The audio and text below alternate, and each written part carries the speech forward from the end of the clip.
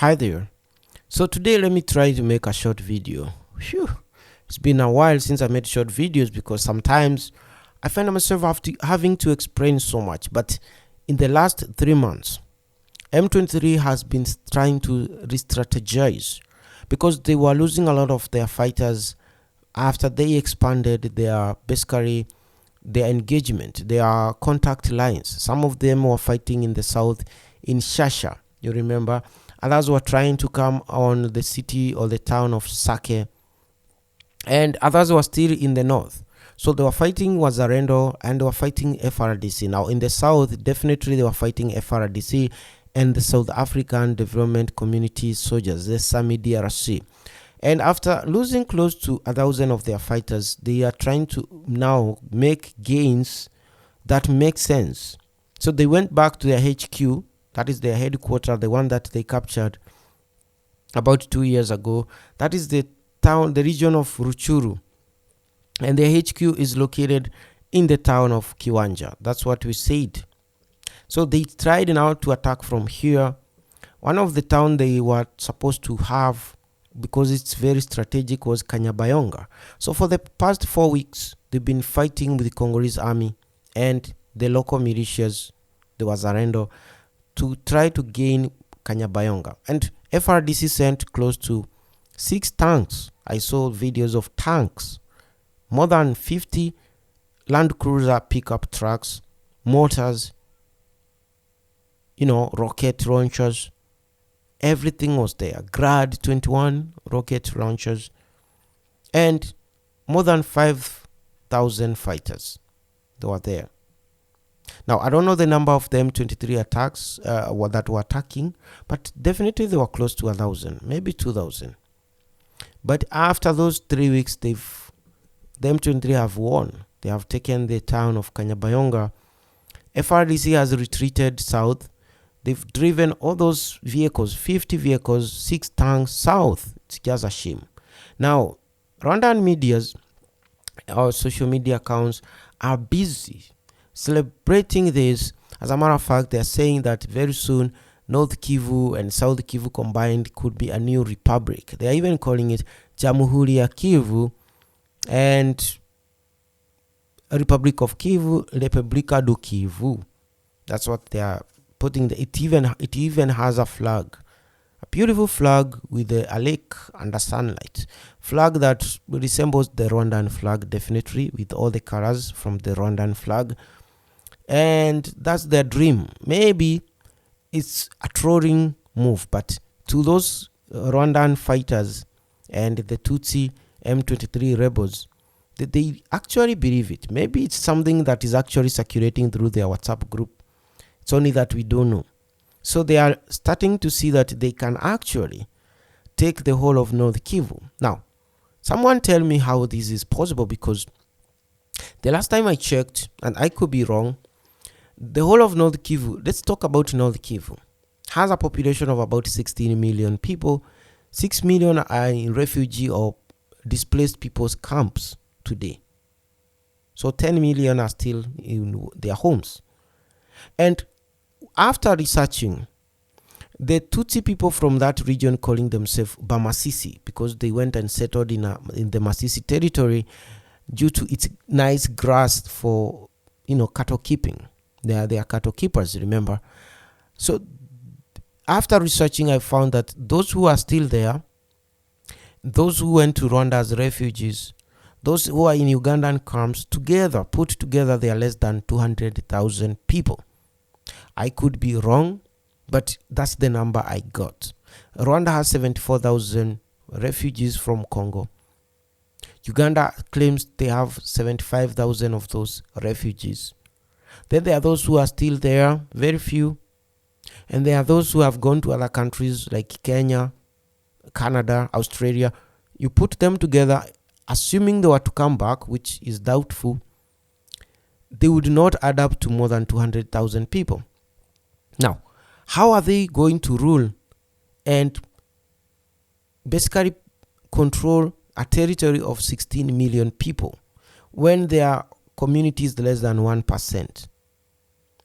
Unless they're thinking of using the gun, having almost every male in their community as a soldier, like Israel or Rwanda, so that they can subjugate those other people who live there, the Bantus, the more than 16 million of them.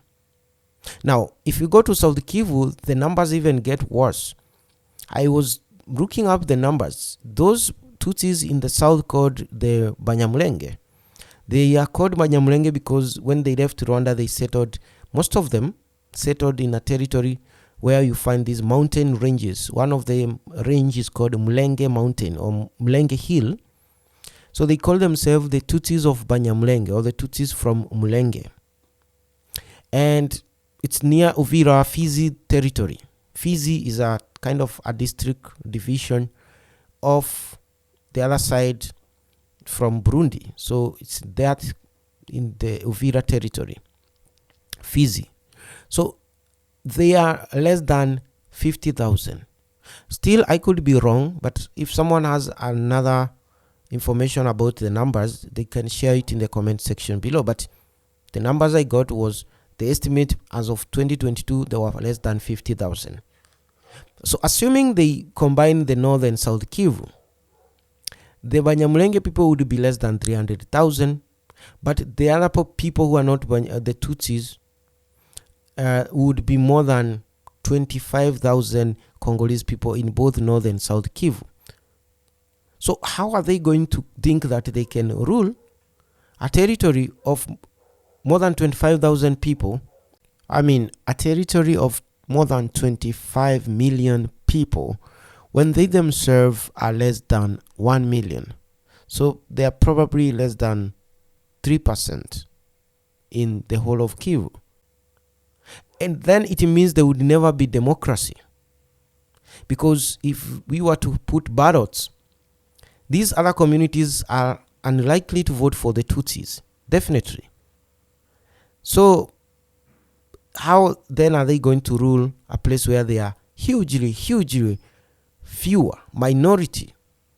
Unless they want to use the gun, they want to use oppression, because they've seen in Rwanda it became possible, where we have minority Tutsi people, less than 18% of the country, ruling and controlling the other 85%, using the gun, obviously, and using Paul Kagame.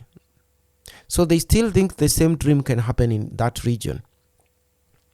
So that is a recipe for disaster, a recipe for war. And in Rwanda it happened in 1994, but in Congo it might happen 10 times. It would be bad for them. But they don't see it that way. They think that if you continue selling fear, people get scared and settle down. I doubt that is how it would end up. So that is the current situation. And so they've taken Kirumba. Kirumba is a town. So after taking Kanyabayonga, the next day they moved on a town here called Kirumba. I'm trying to look for Kirumba. It should be somewhere, because it should be south, because they're trying to encircle from Ruchuru. I'm trying to see where Ruchuru is. Then Kirumba should be one of the towns here. Around here. It should be somewhere around. After Bambo, then Kirumba should be somewhere around here. Okay, we'll find it later, but it's a town south of this territory that they're trying to encircle Nyanzale, basically. That's what they're trying to do. Maybe I should even search so that we save time, Kirumba, Congo. Let's see where it is. This map is trying to hide. There. Bambo's Kirumba. Yes. So in Bambo, they were there last time. They were kicked out. So after taking Kanyabayonga, they've come back and taken Kirumba. So as you can see, is a town here. They're trying to do what we call a pincer move, so that some of them are moving south from Kanyabayonga, and the other ones are going through Bambo, then trying to encircle Nyanzare. Nyanzare, I don't know how important Nyanzare is to them, but they've always tried to capture it. This is now the third time since 2022. them trying to take Nyanzare. So it must be very important. And Nyanzare is where you find the Hutu Wazalendo. Now, the leaders in Congo are saying that the reason why they call these M23 captured in Kanyabayonga and Kirumba is because the coalition of Wazalendo, these are the local militia guys, have been doing what they are calling tribalism. Let me read it in French somewhere. So tribalism, they are saying there is tribalism. And let me see the word. So they're saying what? Entre les Hutu and Nandes. So they're saying refoulement entre, I'm not good in French, but let me try to see. So they're saying what? There's no peaceful coexistence between the Hutus and the Nande. And what else are they saying? They're saying that there's tribalism, right? Tribalism. They're saying that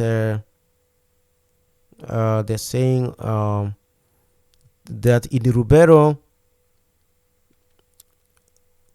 tribalism. Yeah, they're saying problème de tribalism. So they're trying to say that there's a tribalism problem where the Wazalendo guys from the Hutu are not working with another community called the Nande, which also has their own kind of Wazalendo group, which is the self-defense militia there. But now the question is, who should be defending that territory?